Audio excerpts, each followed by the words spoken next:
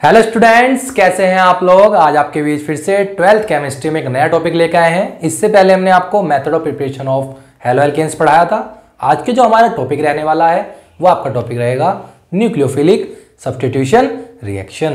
तो चलिए देखते हैं आज के टॉपिक को, nucleophilic substitution reaction. Nucleophilic substitution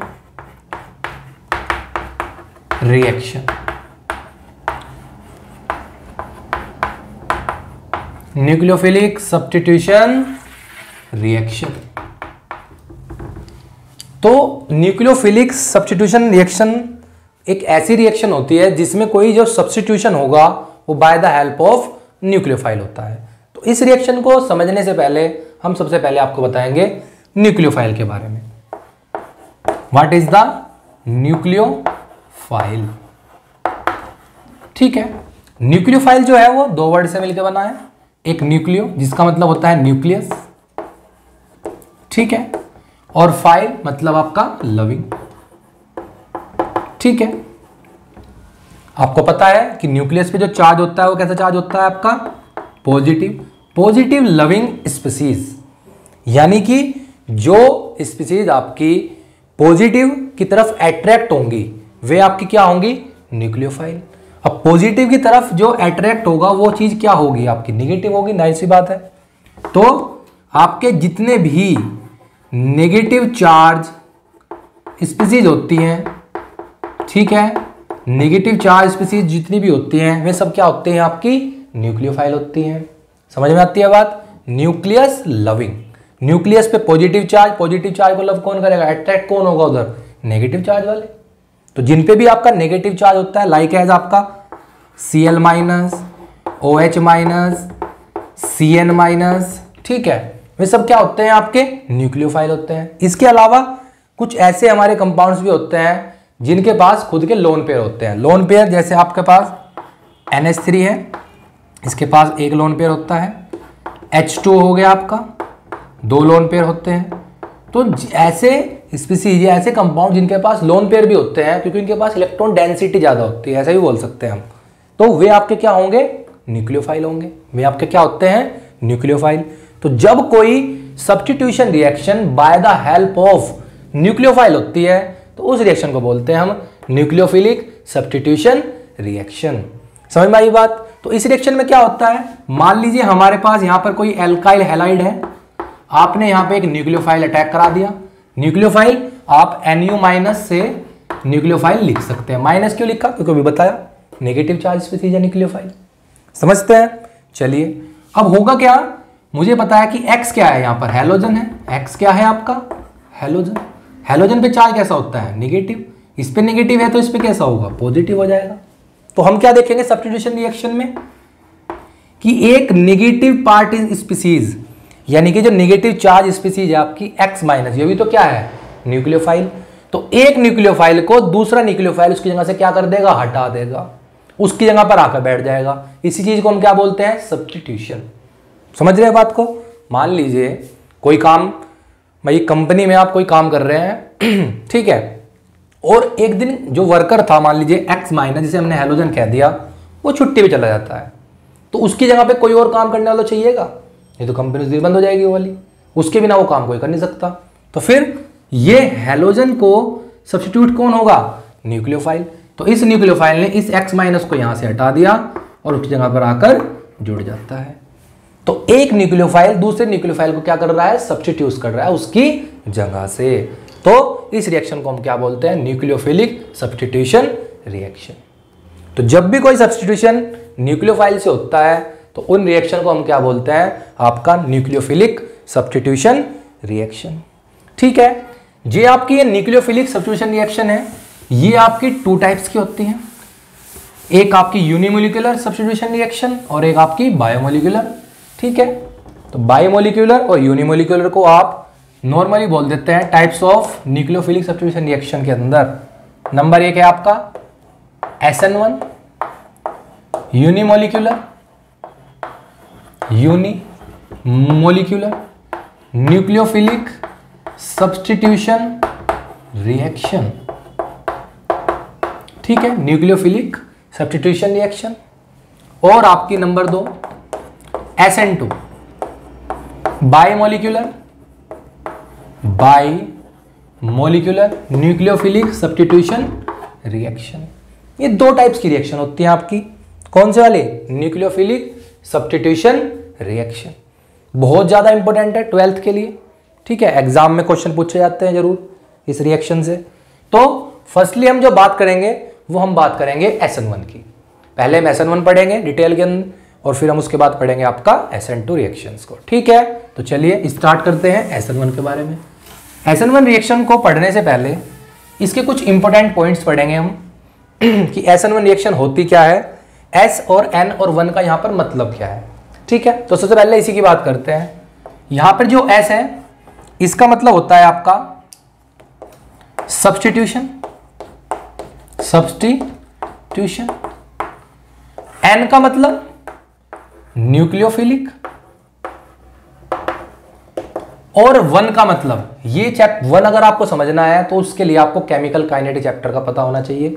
1 का मतलब होता है कि ऑर्डर ऑफ रिएक्शन कितना है, यहां पर 1 होगा।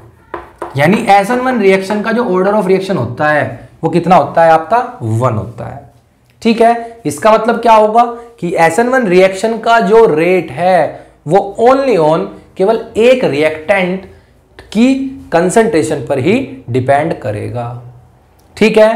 तो इसलिए ऑर्डर ऑफ रिएक्शन कितना होगा आपका 1 होगा। समझ में बात? तो इसमें हम बताएंगे भी, आप देखोगे कि इस रिएक्शन में जो रेट होगा वो केवल और केवल एल्काइल हैलाइड की कंसंट्रेशन पर डिपेंड करता है। न्यूक्लियोफाइल की कंसंट्रेशन का कोई इफेक्ट रेट पर नहीं पड़ता, ठीक है। ये हम आपको जब मैकेनिज्म बताएंगे तब हम आपको वहां पर समझाएंगे। तो समझ में आई बात? तो SN1 में S का मतलब सब्स्टिट्यूशन, N का मतलब न्यूक्लियोफिलिक, 1 का मतलब ऑर्डर ऑफ रिएक्शन कितना होगा। फर्स्ट रेट डिपेंड करेगा ओनली ऑन एल्काइल हैलाइड की कंसंट्रेशन पे, ठीक है। चलिए आगे देखते हैं कुछ इंपॉर्टेंट पॉइंट्स क्या हैं। जैसे मान लीजिए नंबर 1, इसकी जो मैकेनिज्म पढ़ेंगे 2 स्टेप मैकेनिज्म होती है। नंबर 1 बात बहुत ज्यादा इंपॉर्टेंट, 2 स्टेप मैकेनिज्म होगी। सेकंड न्यूक्लियोफाइल जो यूज करोगे इज वीक। कैसा होगा न्यूक्लियोफाइल? वीक यूज होगा, स्ट्रॉन्ग न्यूक्लियोफाइल यहां पर यूज नहीं करते, ठीक है। थर्ड ये होगा कि इसके अंदर जो आप सोलवेंट यूज करोगे वो आपका पोलर प्रोटिक सोलवेंट यूज करोगे, पोलर प्रोटिक सोलवेंट यूज करोगे यहां पर। 4 क्या होगा? 4 आपका होगा कि ये mainly 3 degree alkyl halide show करते हैं रिएक्शन। मेनली कौन करते हैं? 3 डिग्री एल्काइल हैलाइड, ठीक है। 5th आपका ये रिएक्शन में आपका मेन जो पॉइंट है ये रेसेमाइजेशन शो करते हैं। क्या शो करते हैं आपका? रेसेमाइजेशन। सबसे इंपॉर्टेंट पॉइंट क्या होता है?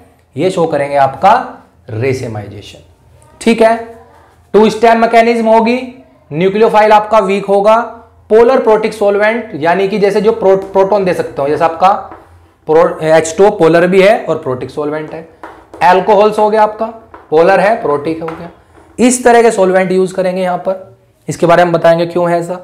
मोस्टली 3 डिग्री एल्काइल हैलाइड में पाई जाती है क्योंकि SN1 की जो टोटल मैकेनिज्म है वो डिपेंड करती है स्टेबिलिटी ऑफ कार्बोकेटाइन पर।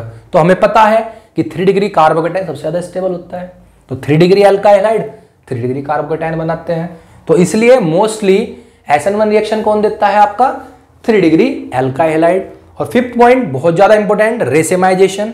इसके जब SN1 रिएक्शन पढ़ते हैं तो वहां पर इस रिएक्शन के अंदर जब मैकेनिज्म होती है तो वहां आपको पता लगता है कि वहां पर रेसिमिक मिक्सचर का फॉर्मेशन होगा। और रेसिमिक मिक्सचर का बनना ही क्या होता है आपका? रेसेमाइजेशन, ठीक है। तो ये पॉइंट आप ध्यान रखना। समझ में आई बात? चलिए अब स्टार्ट करते हैं इसकी SN1 रिएक्शन की मैकेनिज्म को। SN1 रिएक्शन की मैकेनिज्म को स्टार्ट करते हैं। डोंट वरी, घबराने वाली कोई बात नहीं है। रुकेंगे नहीं, थकेंगे नहीं, ठीक है। और गिर भी गए तो फिर दोबारा उठेंगे और फिर से लड़ेंगे, नो टेंशन, ठीक है भैया। चलिए आइए शुरू करते हैं। मैकेनिज्म ऑफ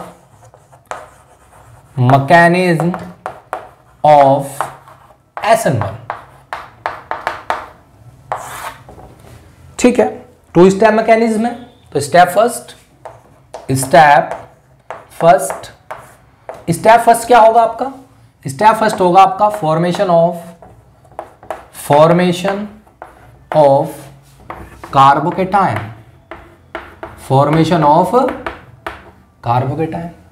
तो फर्स्टली आप क्या बनाओगे? कार्बोकेटायन को बनाओगे। क्या बनाओगे भैया? कार्बोकेटायन।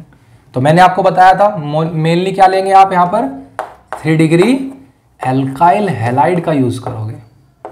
तो ये आपका कौन हो गया? 3 डिग्री एल्काइल हैलाइड हो जाता है। ठीक है, तो इसमें क्या होगा? अब आप देख सकते हैं कि कार्बन और हैलोजन के दोनों की इलेक्ट्रोनेगेटिव में काफी डिफरेंस होता है। हैलोजन की इलेक्ट्रोनेगेटिविटी ज्यादा होने की वजह से जो यहां पर शेयर के इलेक्ट्रॉन होंगे, जो शेयर पेयर्ड इलेक्ट्रॉन है, वे हैलोजन की तरफ क्या होंगे? खींचेंगे, उधर जाएंगे, जिसकी वजह से पहले से इस पे माइनस आ जाएगा और यहां पर पार्शियल पॉजिटिव, यानी पोलैरिटी पहले से ही है। ठीक है, पहले से ही बॉन्ड क्या है? थोड़ा वीक है। ठीक, उसके बाद क्या यूज करेंगे? यहां पर हम यूज करेंगे पोलर प्रोटिक सोलवेंट यूज करेंगे, और जिसकी वजह से इसका क्या हो जाएगा? आयनोजेशन। जैसे पोलर यहां पर हमने क्या यूज कर लिया? मान लीजिए वाटर। अब वाटर का जो डाइलेक्ट्रिक कांस्टेंट होता है वो बहुत ज्यादा होता है, जिसकी वजह से जो इनके बीच में फोर्स ऑफ अट्रैक्शन होगा वो क्या हो जाएगा? बहुत वीक हो जाएगा। लगभग 80 होता है आपका डाइलेक्ट्रिक कांस्टेंट वाटर का, 80, जिसकी वजह से जो इनके बीच में फोर्स ऑफ अट्रैक्शन है कार्बन और हैलोजन के बीच में, वो लगभग 80 टाइम्स ही क्या हो जाता है? डिक्रीज हो जाएगा, जिसकी वजह से ये बॉन्ड यहां से क्या हो जाएगा? प्रॉपर वीक हो, वो टूट जाएगा। तो उससे क्या होगा? CH3, इधर भी CH3। अब हैलोजन बाहर निकल गया। हैलोजन क्या है? माइनस अपने इलेक्ट्रॉन लेके चला गया। तो इस पर क्या बचा? यहां पर पॉजिटिव। और जब किसी कार्बन पर पॉजिटिव चार्ज आ जाता है तो उसे ही आप क्या बोलते हैं भैया? उसे ही हम नाम देते हैं किसका? कार्बोकेटायन। क्या नाम देते हैं आपका? कार्बोकेटायन। ठीक है, और एक बात और बताता हूं, ये बॉन्ड थोड़ा स्लोली टूटता है। तो स्लोली टूटने की वजह से ये स्टेप कैसा होगा आपका? फर्स्ट स्टेप जो होता है आपका स्लो होता है। और दूसरी बात बहुत ज्यादा इंपॉर्टेंट, जो स्लो स्टेप होगा आपका रिएक्शन मैकेनिज्म में, वो आपका RDS होता है। RDS बोले तो रेट डिटरमिनिंग स्टेप। जो रेट को डिटरमाइन करेंगे वो ऑलवेज आपके स्लो स्टेप से होता है। इस बात को आपको ध्यान रखना। ठीक है, तो फर्स्ट स्टेप में क्या बन गया आपका? कार्बोकेटायन। अब जो ये कार्बोकेटायन बना, स्टेप सेकंड देखिए आप। स्टेप सेकंड में क्या होगा? Formation of final product. अब क्या होगा? जो कार्बोकेटायन बना आपका, ये 3 डिग्री कार्बोकेटायन बना, इस पे पॉजिटिव चार्ज है, और पॉजिटिव चार्ज क्या चाहेगा? पॉजिटिव चार्ज का मतलब इलेक्ट्रॉन डेंसिटी कम है, इलेक्ट्रॉनों की कमी है, इलेक्ट्रॉन चाहिए अब उनको। तो कहां से आएंगे वो आएंगे भैया आपके न्यूक्लियोफाइल से। कहां से आएंगे? न्यूक्लियोफाइल, क्योंकि न्यूक्लियोफाइल के पास इलेक्ट्रॉन डेंसिटी ज्यादा है, इलेक्ट्रॉन वहां पर ज्यादा है। तो समझ रहे हैं ना बात को? अब ये न्यूक्लियोफाइल इलेक्ट्रॉन चाहिए तो तुरंत तेजी से रिएक्शन होगी, बहुत फास्ट स्टेप होगा, और न्यूक्लियोफाइल जैसे जुड़ेगा आपका लास्ट कंपाउंड यहां पर बन जाता है। तो बोले तो फाइनल प्रोडक्ट हमारा तैयार हो चुका है। ठीक है, तो ये मैकेनिज्म थी। तो आपने क्या देखा? फर्स्ट स्टेप में आपका आयनोजेशन हुआ, आपका एल्काइल हैलाइड का पोलर प्रोटिक सोलवेंट की वजह से टूट गया, यहां से कार्बोकेटायन बना। स्लो स्टेप था, रेट डिटरमिनिंग स्टेप होगा। और सेकंड स्टेप में न्यूक्लियोफाइल ने जहां से प्लस देखा तुरंत अटैक मारा, और क्या बना? आपका फाइनल प्रोडक्ट बनके तैयार हो गया। ठीक है, तो 2 स्टेप मैकेनिज्म देख लिया आपने। लेकिन आप इस मैकेनिज्म में एक बात देख सकते हैं कि जो रेट है, मैंने आपको अभी बताया था कि जो रेट है वो ओनली ऑन डिपेंड करता है किसकी कंसंट्रेशन पर? जो स्टेप स्लो होगा। स्लो स्टेप क्या होगा? RDS। और आप स्लो स्टेप में देख सकते हैं कि आप स्लो स्टेप में केवल किसका यूज कर रहे हैं? एल्काइल हैलाइड का। किसका यूज कर रहे हैं? एल्काइल हैलाइड का। लेकिन जो फास्ट स्टेप आया तो न्यूक्लियोफाइल कब आया? जब फास्ट स्टेप था। तो फास्ट स्टेप रेट डिटरमाइन करने में अपना कोई योगदान नहीं देता, कोई इफेक्ट नहीं डालता। ठीक है, तो जो रेट करेंगे डिटरमाइन वो ऑलवेज किससे करेंगे? आपका स्लो स्टेप से। स्लो स्टेप में आपका क्या आ रहा है, केवल एल्काइल हैलाइड। तो रेट जो होगा SN1 रिएक्शन का वो ओनली डिपेंड करेगा एल्काइल हैलाइड की कंसंट्रेशन पर। तो इसकी पावर कितनी लग जाएगी 1, और यहां पर न्यूक्लियोफाइल की पावर कितनी होगी 0। तो टोटल ऑर्डर ऑफ रिएक्शन कितना हो गया 1 + 0 = 1। तो इसी वजह कहा जाता था कि SN1 में जो 1 है ये क्या शो कर रहा है आपका ऑर्डर ऑफ रिएक्शन, यानी rate depends only alkyl halide concentration, nucleophile concentration does not affected the rate of reaction. समझ में आई बात? इतनी बात समझ में आती है? तो ये बात तो रेट तक की हुई, अभी SN1 की। अभी बहुत सारी बातें बतानी है, अभी तो एक बात रह रही है जो मेन है रेसिमाइजेशन, वो कैसे होता है चलिए सुनते हैं उसके बारे में भी। आइए, तो एक बात हमने आपको बताई थी कि जो आपकी SN1 रिएक्शन है वो आपका क्या शो करेगी, रेसिमाइजेशन। तो वही हम पढ़ेंगे अभी कि रेसिमाइजेशन कैसे शो करती है। चलिए देखते हैं। चलिए देखते हैं। SN1 रिएक्शन शो रेसिमाइजेशन क्यों शो करेगी, चलिए देखते हैं। जो हमारा इस रिएक्शन में कार्बोकेटायन बनता है, कार्बोकेटायन पे जो चार्ज है वो आपका कौन सा चार्ज होता है, पॉजिटिव होता है। और कार्बोकेटायन की जो स्ट्रक्चर होती है वो प्लेनर होती है। कैसी होती है, प्लेनर स्ट्रक्चर है। तो कार्बोकेटायन आपका फ्रंट से भी अटैक कर सकता है, वो कार्बोकेटायन कह रहा सॉरी, जो आपका कार्बोकेटायन है वो प्लेनर स्ट्रक्चर में है, तो न्यूक्लियोफाइल आपका फ्रंट से भी अटैक कर सकता है और न्यूक्लियोफाइल आपका रेयर से भी अटैक कर सकता है, जिसकी वजह से दो कंपाउंड बनने के चांस होते हैं। चलिए देखते हैं।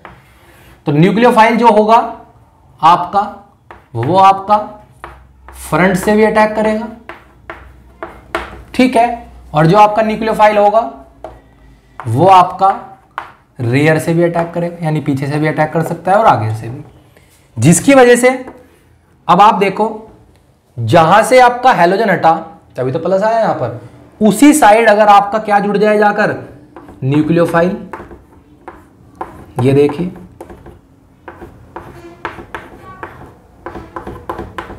तो एक तो ये बन गया, प्लस जहां से हैलोजन हटता है अगर उसके अपोजिट साइड में आपका न्यूक्लियोफाइल अटैक करेगा तो दूसरा कंपाउंड बनेगा एक।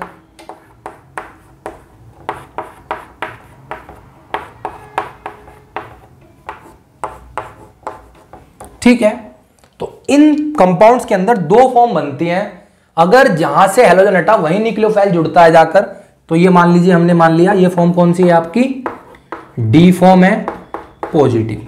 ठीक है, डी फॉर्म का मतलब डेक्सोटेट्री है, और ये जिस साइड से हैलोजन हटा था अगर उसके अपोजिट साइड में न्यूक्लियोफाइल अटैक करता है तो फॉर्म कौन सी बन गई, मान लीजिए एल फॉर्म, ये माइनस होता है।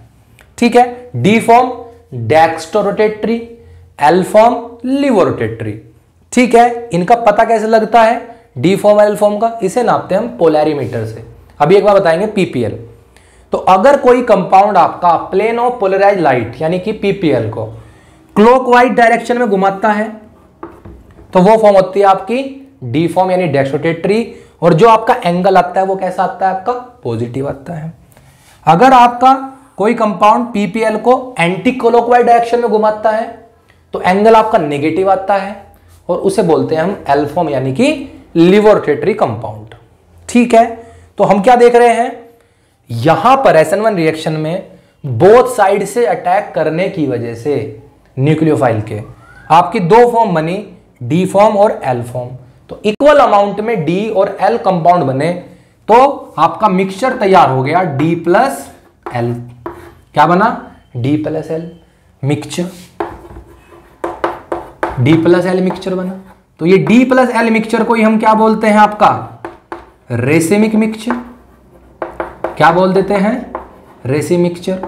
और रेसिमिक मिक्सचर बनने का जो फिनोमिना होता है इसे आप क्या बोलते हैं, रेसिमाइजेशन। यानी कि रेसिमिक मिक्सचर बनने का जो प्रोसेस है उसे हम क्या बोलते हैं आपका, रेसिमाइजेशन। तो SN1 रिएक्शन क्या करती है, रेसिमाइजेशन शो करती है, क्योंकि इस रिएक्शन में इक्वल अमाउंट में डी और एल फॉर्म का मिक्सचर बन गया जिसे हमने बोला रेसिमिक मिक्सचर।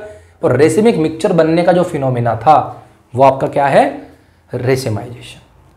बात समझ में आती है? चलिए एक बात और देखते हैं, थोड़ा मिरर इमेज की बात करते हैं।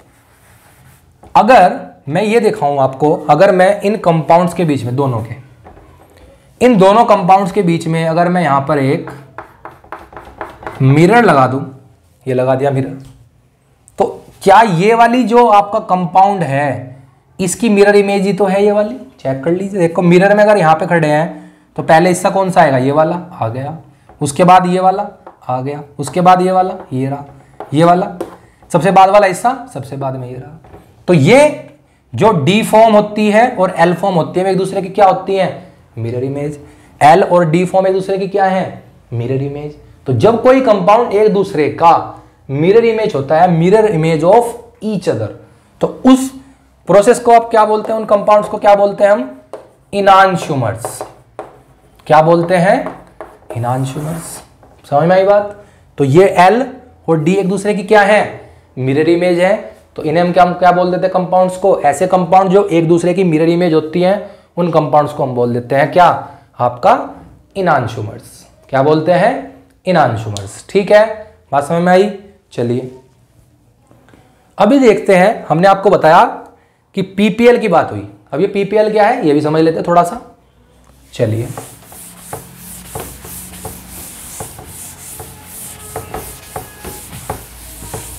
पीपीएल क्या होता है, चलिए इसके बारे में देखते हैं।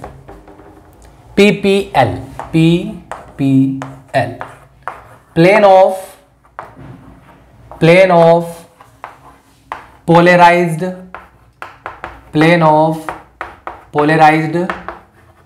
लाइट।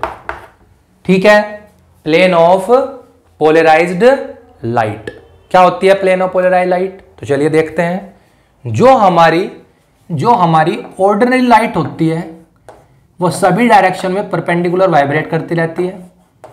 ठीक है, ये आपकी ऑर्डिनरी लाइट है, सभी डायरेक्शन में परपेंडिकुलर वाइब्रेट कर रही है।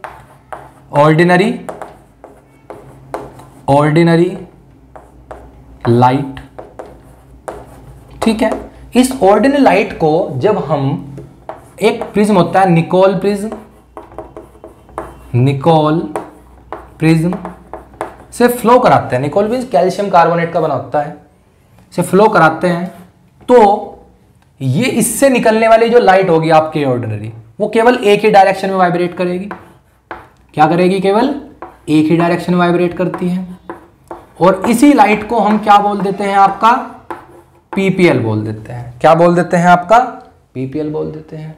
ठीक है, अगर इस पीपीएल के रास्ते में यानी पाथ में कोई सबस्टांस रख देते हैं हम यहां पर ऐसे, अगर ये सबस्टांस इस कंपाउंड को या तो क्लॉकवाइज घुमा दे या घुमा दे एंटी क्लॉकवाइज, या तो क्लॉकवाइज घुमा दे या एंटी क्लॉकवाइज, तो ये कंपाउंड होता है आपका ऑप्टिकली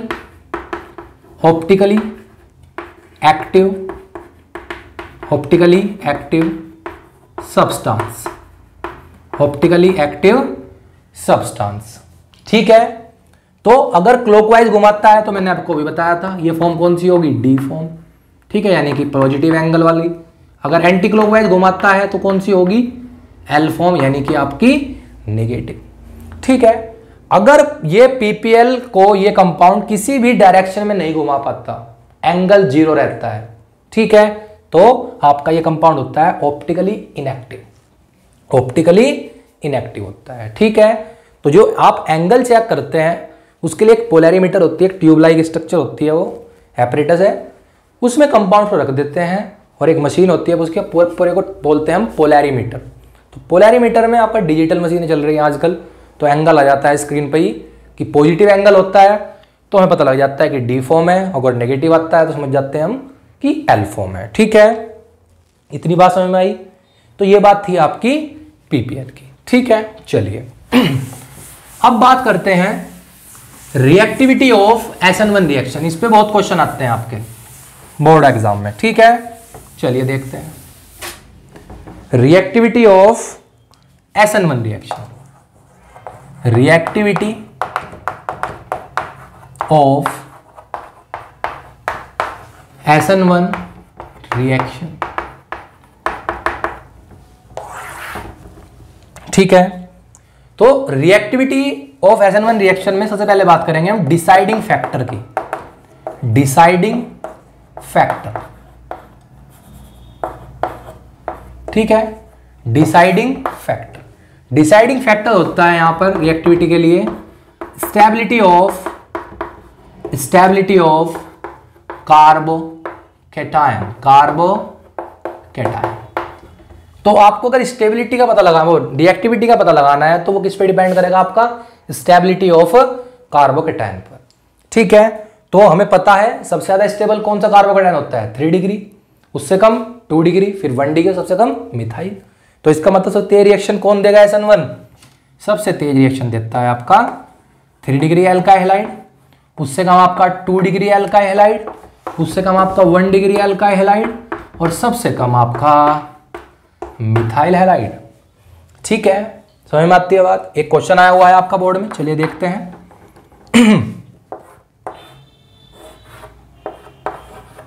एक कंपाउंड ये A दे दिया उसने, और एक कंपाउंड आपको दे दिया B, और आपसे पूछ रहा है कि इन दोनों कंपाउंड्स में ये पेयर दिया, इसमें से कौन SN1 रिएक्शन फास्टर देगा और क्यों? ठीक है, तो चलिए देखते हैं। आइए, अब मान लीजिए कार्बन गिन लेते हैं। सबसे पहले इनकी स्ट्रक्चर बनानी आनी चाहिए। 1 carbon, 2 carbon, 3 carbon, 4 carbon, 5 carbon. 1 carbon, 2 carbon, 3 carbon, 4 carbon. तो बनाते हैं स्ट्रक्चर। 1 कार्बन, दूसरे कार्बन सिंगल बॉन्ड, तीसरे कार्बन सिंगल बॉन्ड, लेकिन तीसरे के साथ कौन जुड़ा हुआ है? Cl, जोड़ दो इधर। 4 कार्बन सिंगल बॉन्ड से, फिर आगे भी सिंगल बॉन्ड से, ऐसे ही छोड़ देते हैं। फिर ये तो A की स्ट्रक्चर हो गई। फिर देखते हैं B की। 1 कार्बन, 2 कार्बन, 3 कार्बन, 4, तो 4 कार्बन बना लिए सिंगल बॉन्ड से। 1 2 3 4, और साथ में कौन जुड़ रहा है? इधर Cl जुड़ रहा है, चौथे कार्बन, चेक कर लीजिए। तो आप देखिए कि जिस कार्बन से हैलोजन अटैच है, जिस कार्बन से आपका हैलोजन अटैच है, वो कार्बन आपका 1 और 1 2 से कार्बन से अटैच है। इसका मतलब कौन सी डिग्री एल्काइल हैलाइड आपका? 2 डिग्री है। फिर यहां पर जिस कार्बन से आपका हैलोजन अटैच है, वो कार्बन आगे 1 कार्बन से अटैच है, तो आप क्या देखोगे? कौन सा डिग्री हो गया? 1 डिग्री। तो ज्यादा स्टेबल कौन होता है? 1 डिग्री या 2 डिग्री? हम कहेंगे 2 डिग्री। तो 2 डिग्री यानी कि compound A give faster SN1 reaction. Why? Due to formation of stable 2 degree carbocation. समझ में बात? तो SN1 रिएक्शन के अंदर आपको केवल क्या चेक करना है कि कौन सा एल्काइल हैलाइड स्टेबल कार्बोकैटायन बना सकता है। वही आपका SN1 रिएक्शन क्या करेगा? तेज देता है। क्यों देता है? Due to formation of stable carbocation. ठीक है, इतनी बात समझ में आई। एक क्वेश्चन और आ जाता है, चलिए बताता हूं थोड़ा सा। एक तो रिएक्टिविटी ये है, लेकिन अगर कंडीशन ये बन जाती है, जैसे आपका A क्वेश्चन दिया आपको, A compound CH3 CH2 Cl, ठीक है, और B कंपाउंड दे दिया आपको CH3 CH2I। अब आप एक बात चेक करो यहां पर कि जिस कार्बन से हैलोजन अटैच है, ये Cl, वो कार्बन आगे 1 कार्बन से अटैच है, तो ये डिग्री कौन सा हुआ? 1 डिग्री। इसके साथ भी जिस कार्बन से आयोडीन अटैच है, वो कार्बन आगे 1 कार्बन से अटैच है, तो ये भी आपका क्या हुआ? 1 डिग्री। अब दोनों ही 1 डिग्री बन गए, तो दोनों क्या सेम रिएक्शन देंगे स्पीड से? नहीं देंगे। यहां क्या फैक्टर चेक करेंगे? यहां फैक्टर चेक करेंगे मेरे भाई, बॉन्ड लेंथ। क्या चेक करेंगे आप? Bond length. ठीक है, अगर बॉन्ड लेंथ ज्यादा तो रिएक्टिविटी भी ज्यादा।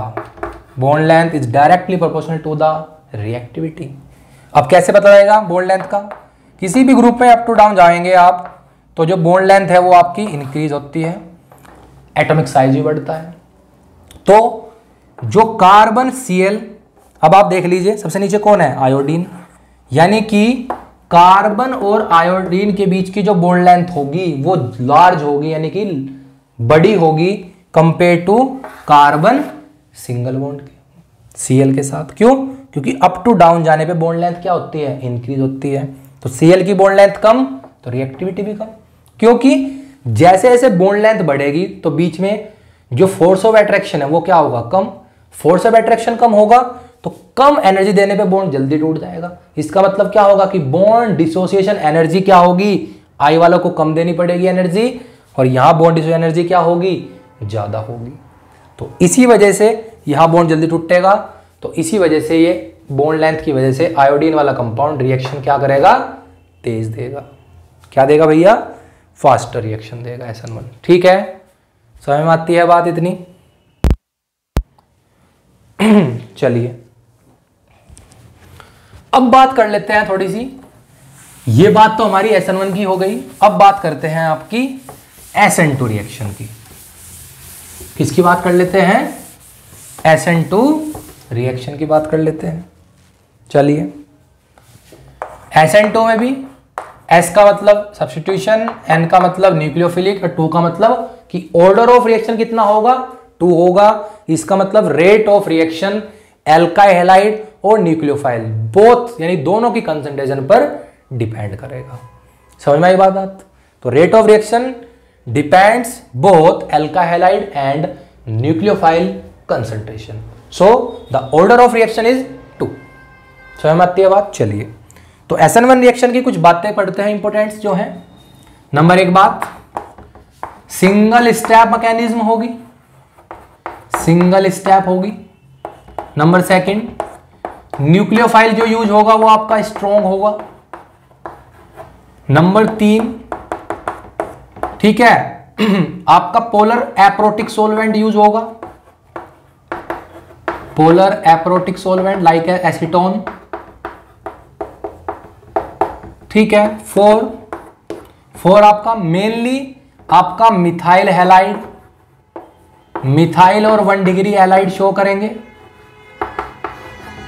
5, जिस तरह SN1 रिएक्शन आपका रेसेमाइजेशन शो कर रही थी उसी तरीके से SN2 रिएक्शन आपका शो करेगी inversion of configuration, inversion of configuration. ठीक है, तो कौन शो करती है आपकी SN1 रिएक्शन, वो SN2 रिएक्शन। ठीक है, तो चलिए देखते हैं इसे SN2 रिएक्शन को। अब SN2 रिएक्शन की मैकेनिज्म देखते हैं। सबसे पहले SN2 रिएक्शन की जो मैकेनिज्म होगी सिंगल स्टेप मैकेनिज्म होगी, चेक कर लेते हैं। आप देखिए मिथाइल हैलाइड की स्ट्रक्चर कुछ इस तरह से बना सकता हूं मैं, नहीं बना सकता, बिल्कुल बना सकते हो सर। ये कौन अटैच है यहां पर, हैलोजन। कौन से वाला हैलाइड है ये, आपका मिथाइल हैलाइड। SN2 रिएक्शन में कार्बोकेटायन नहीं बनता, तो इसकी वजह से ही ये कौन सी रिएक्शन शो करते हैं, मिथाइल वाले, मिथाइल या 1 डिग्री। और इसी के साथ यहां पर ही क्या आ जाता है, न्यूक्लियोफाइल। और ये जो आपका स्टेप होगा ये स्लो होगा, यानी कि जो बॉन्ड ब्रेक होगा और फॉर्मेशन होगा दोनों एक ही स्टेप में होता है।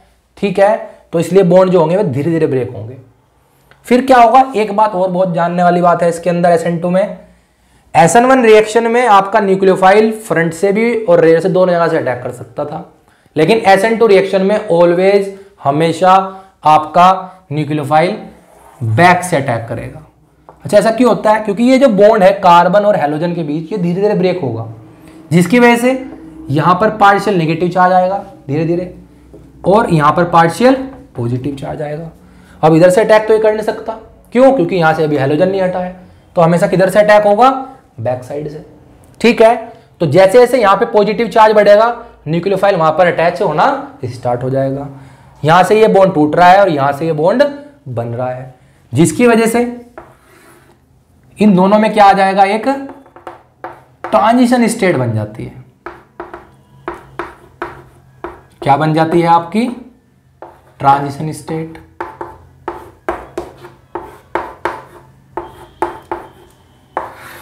ये देखिए अब यहां तो धीरे धीरे बॉन्ड टूट रहा है, हैलोजन बाहर निकल रहा है और न्यूक्लियोफाइल जैसे जैसे इस कार्बन में पॉजिटिव चार्ज बढ़ रहा है वैसे वैसे न्यूक्लियोफाइल यहां पर अटैच हो रहा है। तो एक बात और बतानी भूल गया था कि SN2 रिएक्शन में आपकी कौन सी स्टेट होती है, ट्रांजिशन स्टेट भी होती है। क्या होती है आपकी, ट्रांजिशन स्टेट बनती है कौन सी रिएक्शन में, ऑलवेज SN2 में। अब जैसे ही यहां पर ये बॉन्ड प्रॉपर टूट जाएगा तो X माइनस क्या हो जाएगा, यहां से बाहर हो जाएगा और रिएक्शन एकदम तेज फास्ट होगी और फास्ट होने पर क्या हो जाएगा, आपका कंपाउंड बन जाएगा फाइनल। न्यूक्लियोफाइल यहां पर अटैच हो जाएगा, न्यूक्लियोफाइल क्या हो जाएगा आपका, अटैच हो जाएगा। ठीक है, और SN2 रिएक्शन में एक बात और बताई थी मैंने कि SN2 रिएक्शन क्या शो करते हैं, आपका इन्वर्जन। इन्वर्जन समझे तो, इन्वर्जन का मतलब ये है कि अगर ये कोई कंपाउंड SN2 रिएक्शन दे रहा है और वो पहले किस फॉर्म में था, डी फॉर्म में, तो SN2 रिएक्शन शो करने के बाद वो किसमें चेंज हो जाएगा, आपका एल फॉर्म में। अगर एल फॉर्म में तो कहाँ बदल जाएगा, डी फॉर्म में। तो डी फॉर्म का एल फॉर्म में चेंज होना और एल फॉर्म का डी फॉर्म में चेंज होना को आप क्या बोलते हैं, इन्वर्जन ऑफ कॉन्फिगरेशन। तो वो काम कब होता है, वो काम आपका होता है SN2 रिएक्शन में।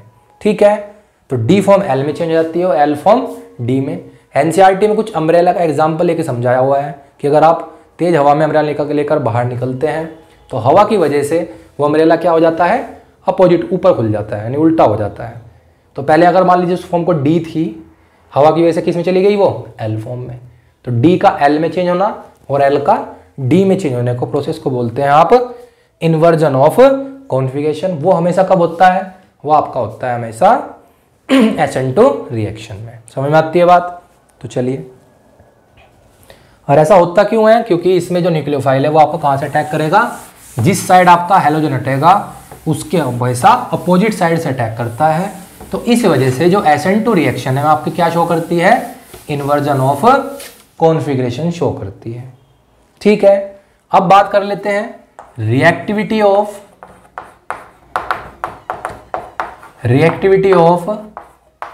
SN2 reaction. Reactivity of SN2 reaction में डिसाइडिंग फैक्टर जो होगा, डिसाइडिंग फैक्टर,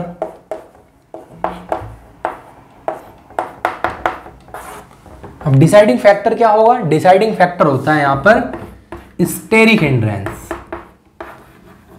स्टेरिक हिंड्रेंस को ऐसे समझ सकते हैं कि जैसे एक रेजिस्टेंस होता है ना जो करंट को अपोज करता है, ठीक है, उसी तरीके से स्टेरिक हिंड्रेंस होता है जो एक न्यूक्लियोफाइल को अटैक करने से क्या करता है, उसके बीच में एक रुकावट पैदा करता है, उसे बोलते हैं हम हिंड्रेंस।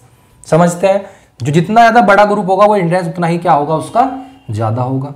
तो यहां पर सबसे तेज रिएक्शन देते हैं आपके मिथाइल हैलाइड, उससे कम 1 डिग्री अल्का हैलाइड, उससे कम 2 डिग्री अल्का हैलाइड और उससे कम आपका 3 डिग्री अल्काइड halide due to steric hindrance. समझते हैं हिंड्रेंस का मतलब क्या हुआ।